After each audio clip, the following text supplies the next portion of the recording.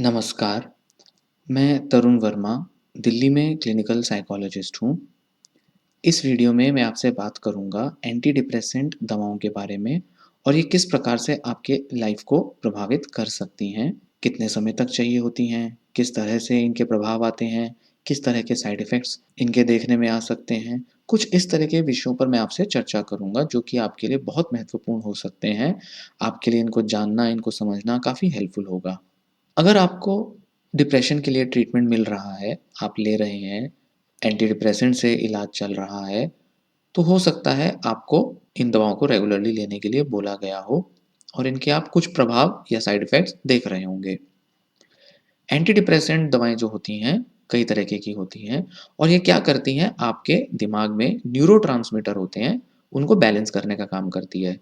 ये कुछ ऐसे केमिकल होते हैं जो हमारे मूड और इमोशंस को अफ़ेक्ट करते हैं।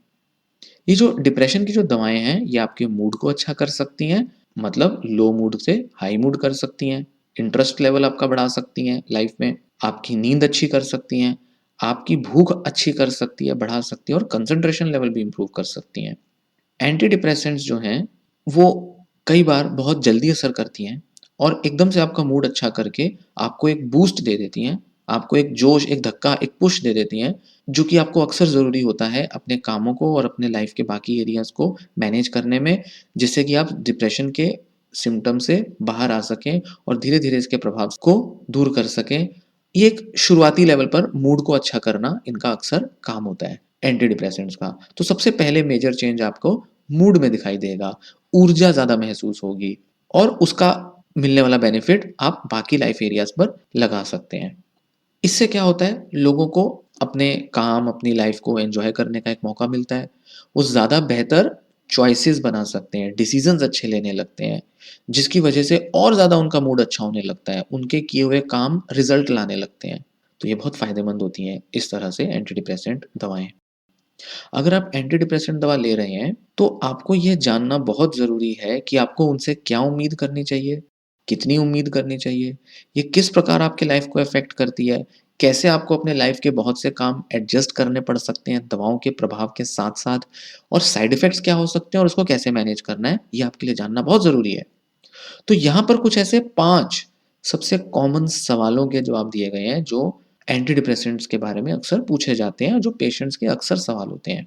हालाँकि इनमें से कुछ सवाल जब उनके जवाब ना मिले तो उस वजह से पेशेंट्स दवाइयाँ लेना छोड़ भी देते हैं। इसलिए सही जानकारी, सही ज्ञान होना बहुत आवश्यक है। पहला सवाल है, एंटी डिप्रेसेंट दवा जो है, डिप्रेशन की दवा कितने समय बाद मेरे अंदर बदलाव लाएगी? तो कई लोग तो ऐसे होते हैं जिनमें डिप्रेशन के सिम्पटम्स में एकदम से कमी आने लग जाती है, जैसे कि अभी बताया कि उनका मूड अच्छा होने लगता है, पर कई पेशेंट्स में एकदम से फ़र्क नहीं आता और कई बार क्या होता है, थोड़ा-सा फ़र्क आता है, ज़्यादा फ़र्क नहीं आता। अक्सर 3 से 4 हफ़्ते और कई बार 6 से 8 हफ़्ते लग जाते हैं कि आप अपने मूड में और आप अपनी इंटरेस्ट लेवल और आप अपनी थिंकिंग में कोई बहुत बड़े बदलाव देख सको। कई बार तो थोड़े बहुत बदलाव देखने में भी टाइम लग जाता है। डिपेंड करता है कि डिप्रेशन की सीवियरिटी कितनी है और भी कई सारे फैक्टर्स मैटर करते हैं। इसलिए रोज़ दवा लेना, जो आपको रिकमेंड किया गया है सुबह, शाम, दोपहर जैसे भी आपको रिकमेंड किया गया है, उस पर लेते रहना बहुत ज़रूरी होता है ताकि धीरे-धीरे आपकी बॉडी, आपका दिमाग एडजस्ट करे और दवा के असर दिखाना शुरू करे। तभी संभावनाएँ होती हैं कि ये हेल्प करेंगी आपको, असर लाएँगी किसी तरीके का। थोड़ा शांत रहकर, थोड़ा पेशेंस के साथ, धैर्य के साथ दवा लेना ज़रूरी होता है। मतलब ये बात तो समझ में आती है कि डिप्रेशन के बहुत सारे सिम्पटम्स आप फेस कर रहे हैं, पर ये एक अच्छी चीज़ है कि आपको इलाज तो मिल रहा है, अच्छा इलाज तो मिल रहा है। आज नहीं तो कल असर तो आएगा ना दवा का। तो इसलिए दवा लेते रहना बहुत ज़रूरी है, पेशेंस रखनी बहुत ज़रूरी है। एक पेशेंट हैं, लक्ष्मी भाटिया, नाम बदले हुए हैं यहाँ पर, असली नाम नहीं है। उनका कहना है कि शुरू में दवा लेने के बाद जो बदलाव आए थे, वो बहुत थोड़े से आए थे। कुछ समय के बाद मैंने देखा कि हाँ, मुझे सच में अच्छा तो लग रहा है। बट उन्होंने कई हफ्ते तक दवा ली, लेती रहीं डेली, रेगुलरली और उन्होंने देखा कि कुछ हफ्तों के बाद मुझ में बहुत ही अच्छे प्रभाव आने लगे और मैं बहुत अच्छा महसूस करने लगी। सो ये चीज़ समझनी ज़रूरी है कि दवा के असर धीरे-धीरे ही आ सकते हैं।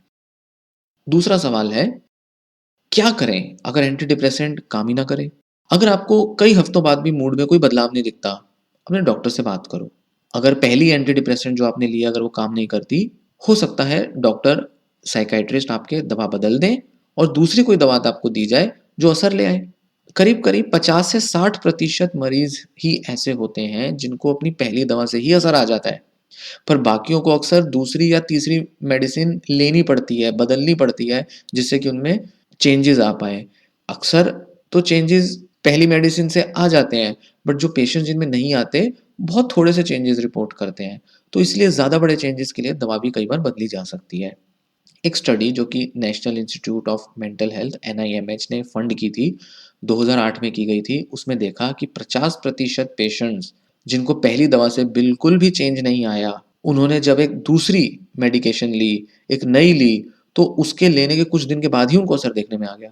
तो आपका और आपका जो साइकियाट्रिस्ट है, डॉक्टर हैं, वही आपस में ये डिसाइड कर सकते हैं कि कौन-सी मेडिसिन आपके लिए सही है, कौन-सी कितने टाइम कब तक लिए जानी चाहिए और कितनी डोज़ में ली जानी चाहिए। अपने आप ना आपको बंद करनी है, ना आपको मेडिसिन लेना छोड़ना है।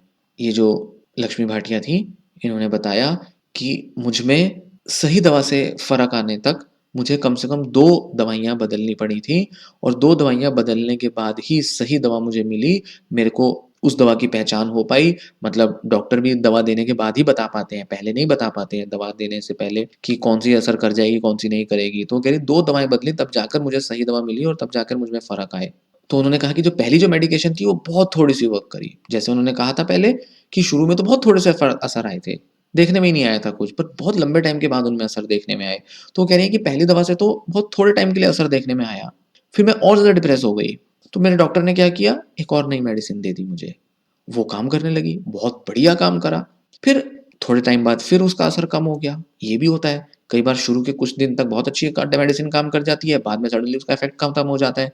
फिर तीसरी दवा बदलने के बाद बहुत ही बढ़िया मेरे पर वो असर करी, उसके बाद से अभी तक मैंने दवा नहीं बदली है और उस दवा को मैं लेती जा रही हूँ और उसके बहुत अच्छे सस्टेन्ड इफ़ेक्ट्स मेरे अंदर अभी तक मौजूद हैं और मैं दवा थोड़ी बहुत डोज़ में तो ज़रूर लेती हूँ, मेंटेनेंस फ़ेज़ में हूँ, बट उस दवा के साथ-साथ मेरे अंदर फिर दोबारा कभी डिप्रेशन नहीं आया और मुझे कभी दोबारा दवा बदलने की ज़रूरत नहीं पड़ी।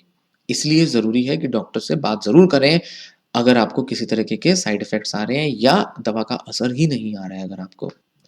तीसरा सवाल है, एंटी डिप्रेसेंट दवाओं के क्या साइड इफ़ेक्ट्स हो सकते हैं? हर तरह की मेडिकेशन जो भी होती हैं, भले वो साइकियाट्रिक हों या साइकियाट्रिक के बिना हों, दिल की, किडनी की, लंग्स की, हड्डियों की, किसी भी टाइप की दवा हो, सबके थोड़े बहुत साइड इफ़ेक्ट्स होते हैं, तो एंटी डिप्रेसेंट्स के भी होते हैं। सबसे कॉमन कौन से होते हैं? सर दर्द, बेचैनी, रेस्टलेसनेस, एजिटेशन, थोड़ी उत्तेजना, आक्रामकता, नौज़िया, वॉमिटिंग, उल्टी जैसा महसूस होना बहुत कॉमन है। स्लीपलेसनेस, इनसोम्निया, नींद की कमी, ड्राउज़ीनेस, बेहोशी सी होना, नींद आते रहना, कुछ ऐसा। सेक्स ड्राइव कम हो जाना, सेक्स करने की इच्छा, फीलिंग्स में कमी आ जाना या जैसे इरेक्टाइल डिसफंक्शन हो जाता है मेल्स को या ऑर्गेज़म नहीं हो पाता, इस तरह की प्रॉब्लम्स। ड्राई माउथ, मुँह का सूखना और वेट गेन, वज़न बढ़ जाता है कई पेशेंट्स का। कुछ दवाएँ कुछ टाइप के साइड इफ़ेक्ट्स लाती हैं, कुछ दवाएँ दूसरे टाइप के साइड इफ़ेक्ट्स लाती हैं। कुछ दवाएँ किसी पेशेंट में कोई साइड इफ़ेक्ट लाती है, तो किसी दूसरे पेशेंट में दूसरा साइड इफ़ेक्ट लाती है। तो ये कहना बड़ा दिक्कत का है कि कौन-सी दवा क्या साइड इफ़ेक्ट लाएगी, लेने के बाद ही पता चलेगा। एसएसआरआईज़ जो हैं, सेलेक्टिव सेरोटोनिन रीअपटेक इन्हिबिटर्स, उनके साइड इफ़ेक्ट्स थोड़े कम होते हैं पुरानी मेडिसिन्स के मुकाबले, जैसे ट्राइसाइक्लिक एंटी डिप्रेसेंट्स होती थी। पुरानी मतलब 15-20 साल पहले ज़्यादा कॉमनली दी जाती थी, अभी कुछ 10-15 साल से एसएसआरआईज़ ज़्यादा दी जाती हैं। और उसी तरह से एक होते हैं मोनोएमाइन ऑक्सीडेज़ इन्हिबिटर्स एमएओआईज़, इनके भी साइड इफ़ेक्ट्स काफ़ी होते थे। तो एसएसआरआईज़ के कम होते हैं और उनकी इंटेंसिटी भी कम होती है, थोड़े टाइम तक के लिए रहते हैं। उन ट्राइसाइक्लिक एंटी डिप्रेसेंट्स के तो बहुत लंबे समय तक रह जाते थे। क्योंकि हर इंसान को अलग-अलग तरह से मेडिसिन्स अफ़ेक्ट करती हैं, इसलिए पहले से ही पता करना उनके साइड इफ़ेक्ट्स के बारे में बहुत मुश्किल होता है। अगर आप किसी भी साइड इफ़ेक्ट से बहुत परेशान हो गए और बहुत ज़्यादा आपको वो परेशान कर रहा है, जैसे कि वेट गेन हो रहा है, नौज़िया हो रहा है या सेक्सुअल प्रॉब्लम्स आ रही हैं, तो डॉक्टर से बात कीजिए। डॉक्टर बदलेगा दवाई, कम कर देगा डोज़ को, चेंज करी जा सकती हैं। कई टाइप की मेडिसिन्स होती हैं, एसएसआरआईज़ कई तरीके की हैं, जो बदली जा सकती हैं और उससे प्रभाव अलग-अलग हो जाते हैं। मोटे तौर पे सब डिप्रेशन कम करने का काम करेंगे, बट साइड इफ़ेक्ट्स की प्रोफ़ाइल सबकी अलग-अलग होती है। चौथा सवाल है कि डिप्रेशन की जो दवाएँ हैं, एंटी डिप्रेसेंट्स, इनके साइड इफ़ेक्ट्स कितने समय तक रहते हैं? ये बहुत कॉमन क्वेश्चन है, बहुत ज़रूरी सवाल है। तो ज़्यादातर साइड इफ़ेक्ट्स तो कुछ दिन तक रहेंगे या कुछ हफ्ते तक रह जाएँगे और फिर वो साइड इफ़ेक्ट्स अपने आप चले जाते हैं और दवा का जब असर भी आने लगता है, अच्छा असर होता है, तो नेचुरली वो कम हो जाते हैं। दवा का जो एक्चुअल असर है डिप्रेशन को दूर करने में, वो ज़्यादा दिखने लगता है। कुछ ऐसे साइड इफ़ेक्ट्स हैं जो तब तक चलते हैं जब तक आप दवा ले रहे हो, पर वो बहुत ही थोड़े से बहुत ही माइल्ड किस्म के साइड इफ़ेक्ट्स होते हैं। और जैसा कि पहले बताया कि कभी-कभी एक दवा आप ले रहे हो, उसका असर नहीं आया, बट हो सकता है उसका साइड इफ़ेक्ट आया हो। फिर आपने दवा बदली, अब उसका डिप्रेशन पे असर आ गया, बट उसके साइड इफ़ेक्ट्स बदल सकते हैं। तो पुराने जो साइड इफ़ेक्ट्स होंगे वो चले जाएँगे। ये सब प्रॉब्लम्स भी आती हैं।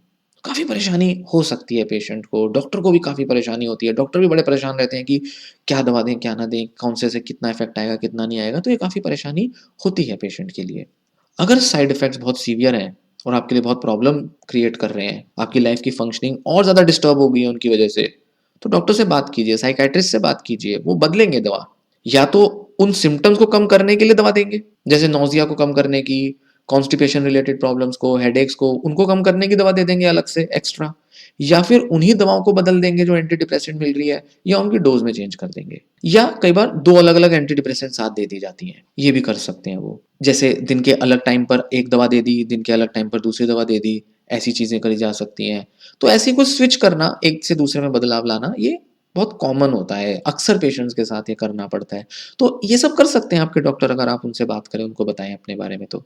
सबसे ज़रूरी ये है कि डॉक्टर से बिना बात किए दवा लेना ना छोड़ें, क्योंकि दवा छोड़ने से भी कई बार सिम्पटम्स आ जाते हैं, वो और परेशान कर सकते हैं। खासकर अचानक से जब छोड़ी जाती है दवा, वैसे आमतौर पे तो धीरे-धीरे कम की जाती है, धीरे-धीरे टेपर किया जाता है उसकी डोज़ को। बट अगर एकदम से रोक दोगे, तो आपको बहुत ज़्यादा सर दर्द, चक्कर आना, इस तरीके की प्रॉब्लम्स हो सकती हैं। बैलेंस बिगड़ेगा बॉडी का, ऐसे लगेगा गिर जाओगे।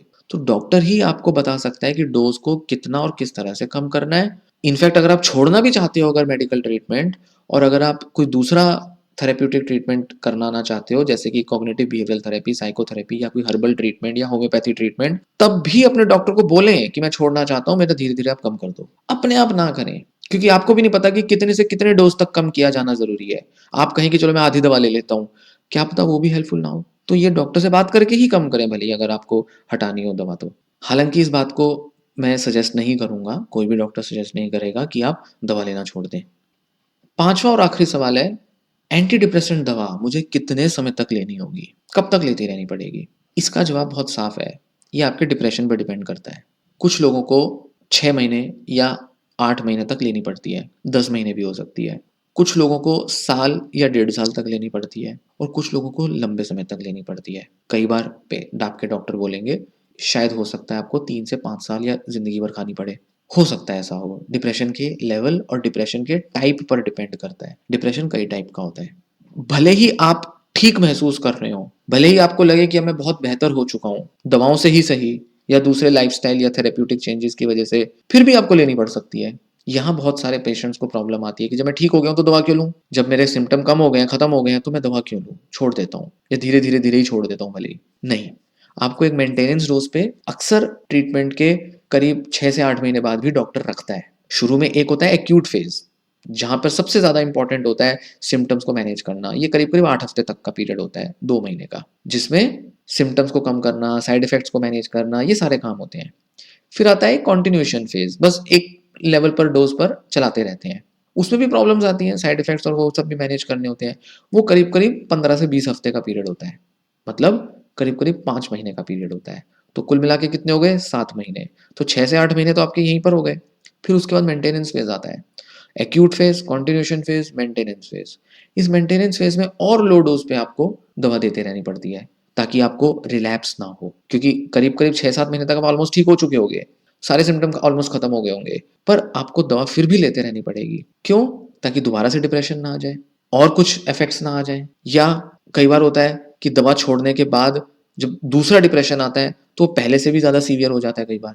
उसमें सुसाइडल थॉट्स और ना जाने कैसी-कैसी प्रॉब्लम्स आने लगती हैं। वो सब ना आ जाए आपको। तो कोशिश यही करनी चाहिए कि एक ही अगर एपिसोड आया है, या जिस भी एपिसोड में आप दूसरे, तीसरे एपिसोड में भी अगर ट्रीटमेंट ले रहे हैं, तो उसको पूरा अच्छे से खत्म होने दें, अच्छे से जाने दें। उसकी मेंटेनेंस फेज़ पे भी दवा लेते रहें, लो डोज़ में ही सही। तो इस वजह से आपको लंबे टाइम तक अक्सर दवा देनी पड़ सकती है। ये जो मेंटेनेंस और कंटिन्यूएशन फेज़ होते हैं, इसमें अक्सर क्या होता है, पेशेंट सोचते हैं मैं तो बढ़िया हो चुका हूँ। 8 हफ्ते, 10 हफ्ते हो गए भैया, मैं तो बढ़िया हो गया, 3 महीने हो गए, बहुत ले ली दवा, छोड़ देते हैं। या तो एब्रप्टली छोड़ देंगे अचानक से, या धीरे-धीरे छोड़ देंगे, या कम हो चुकी है डोज़, तो कम होने पर उनको लगेगा अब तो छोड़ देनी चाहिए। नहीं, यहाँ कई बार उनको छोड़ने से और प्रॉब्लम्स आती हैं। जैसे एक होता है डिसकंटिन्यूएशन सिंड्रोम, दवा को डिसकंटिन्यू करने से लक्षण आने लगते हैं। जैसे कि हम कह सकते हैं कि मेडिसिन को छोड़ने के विथड्रॉल इफेक्ट्स होते हैं। ये प्रॉब्लम्स आ जाती हैं। तो ना जाने कितनी और प्रॉब्लम्स आएँगी आपको अगर आप अचानक से छोड़ दोगे। तो इसलिए उसको यूज़ करते रहना चाहिए, दवाओं को लेते रहना चाहिए। डॉक्टर जब छोड़ने को कहे तभी छोड़ना चाहिए। भले ही आपको साल, डेढ़ साल तक भी वो दवा लेते रहनी पड़े, क्योंकि उससे अदरवाइज़ रिलैप्स हो जाएगा, आपको दोबारा डिप्रेशन आ जाएगा और दोबारा ठीक करने में फिर वही सब प्रॉब्लम्स आएँगी, फिर वही लंबा आपका ट्रीटमेंट चलेगा, आपका और 1-2 साल जो है उसमें खर्च हो जाएगा। सो ध्यान रखें इन बातों का।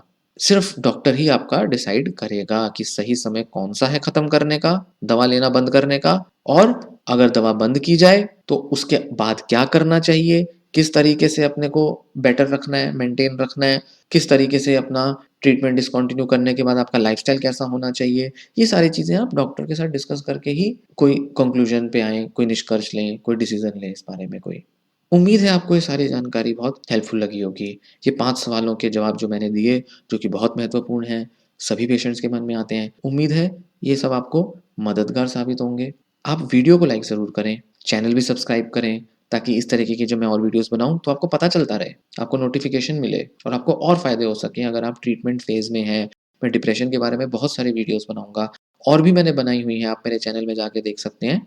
प्लेलिस्ट्स है मेरी डिप्रेशन के बारे में, ट्रीटमेंट्स के बारे में, सिम्पटम्स के बारे में, डिप्रेशन क्या होता है, कैसा होता है, इस बारे में मैंने और भी वीडियोज़ बनाई हुई हैं और आगे भी बनाता रहूँगा। तो इन सबको सुनने, समझने के लिए और महत्वपूर्ण जानकारी लेने के लिए आप चैनल सब्सक्राइब ज़रूर करें। ये वीडियो यहीं समाप्त होता है। धन्यवाद।